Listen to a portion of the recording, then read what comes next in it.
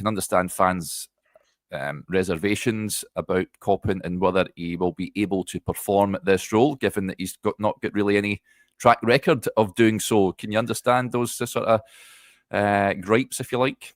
Yeah, well, what I think you can understand with anything that Rangers do at the moment is that it will be met with a certain degree of, I don't know, what would you say, Derek, apprehension, given that you've had, Zeb Jacobs appointed as the academy director and wasn't there much longer. Obviously, Michael Beale didn't move from assistant manager to manager, but the idea of what kind of was the same. He came back, he was promoted from his previous role at the club in a previous time. James Bisgrove became the CEO.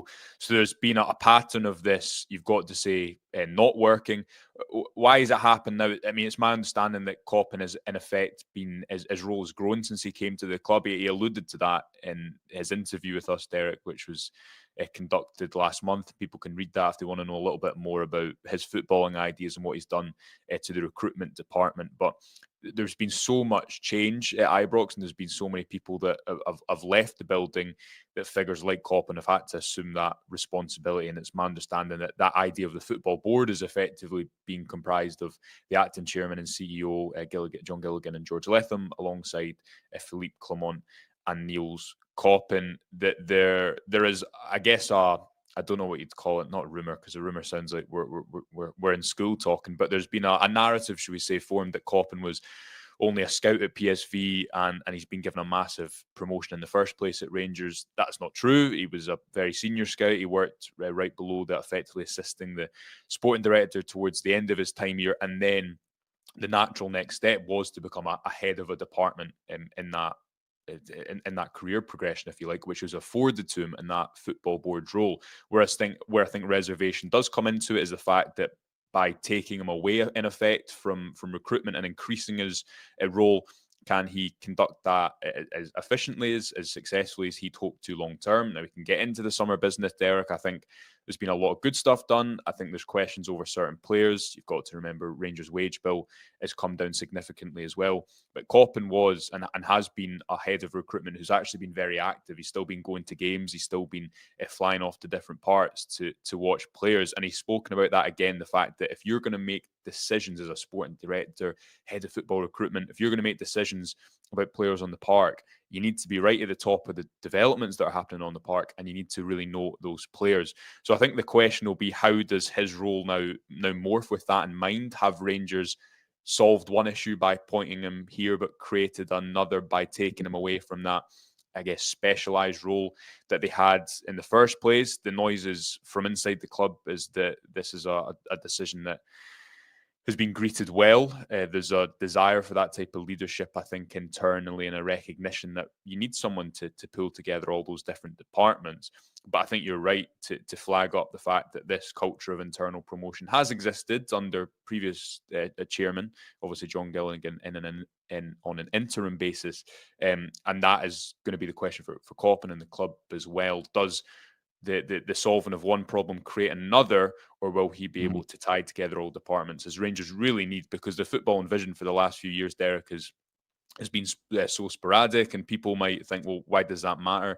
It really does. You look at the squad build, and you look at the academy promotion, all these different factors come into, I think, the fact that Rangers' vision has been set by different managers as opposed to a figure behind the scenes that's going to be there long-term working with the manager. That's why clubs have technical directors and sporting directors, and it is why it's been so surprising, to put it diplomatically, that Rangers have not copied that model in recent years. Yeah, it's fair to say that reaction, certainly on social media, isn't exactly enthused by this appointment, and I can understand why. Interestingly, he gave an interview to Rangers TV, Nils Koppen.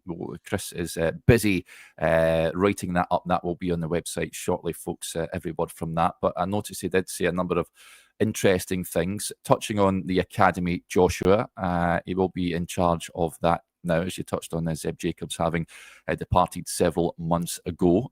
He said one key thing for me is there's some big appointments they have to make in the academy, and he's exploring introducing ex-players for that sort of DNA into help those young lads coming through, which I think is a really good thing. I think there should be more. You touched on their football knowledge. There should be more. There's a great number of ex-Rangers players that would be willing to help the club at this moment in time, and that is certainly something I would like to see happen. Yeah, it can become a bit of a cliche, I think, in Scottish football that you need. It's always a discussion when a manager comes in, whether it be Clement or Van Bronckhorst, that you need a coach who knows the league.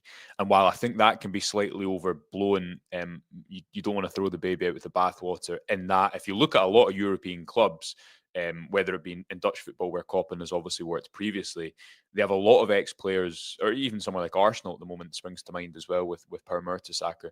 They have a lot of ex-players involved in the running of the club. Now, you probably don't want every single ex-player involved in the running of a club, but you do need, I agree, I think that's important behind the scenes to have that, an overall team of people who maybe don't have previous experience of Rangers but have expertise elsewhere, and those who do. Because on the topic of the academy, we spoke in the last couple of months, didn't we, about Leon King and Alex Lowry and why the pathway has effectively failed them. The B team setup is far from ideal. If you look at the type of games that the B team are playing, something we're going to talk about, and we've got a piece coming on it at some point in the near future, Derek, with all the discussion of the moment about Lennon Miller and how exciting he is. It's easy to forget that Rangers signed Bailey Rice a couple of years ago, who was regarded as exciting, if not perhaps even slightly more, when they were in the same age range. A player when he joined Rangers, his last appearance for the first team, I think to my memory, was over a year ago.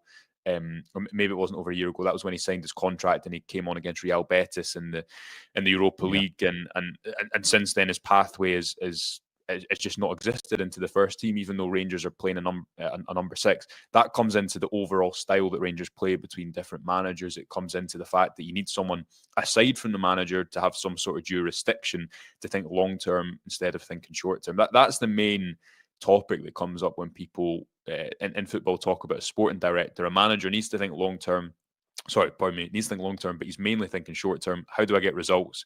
How do I get through this period? How do I buy time for the long term? The sporting director's role, technical director, call it what you want, is to pull in the opposite direction. Because the academy, Rangers have had players good enough to break in, but to break into a first team, you need consistency, you need the right environment, you need consistency between different managers, different styles.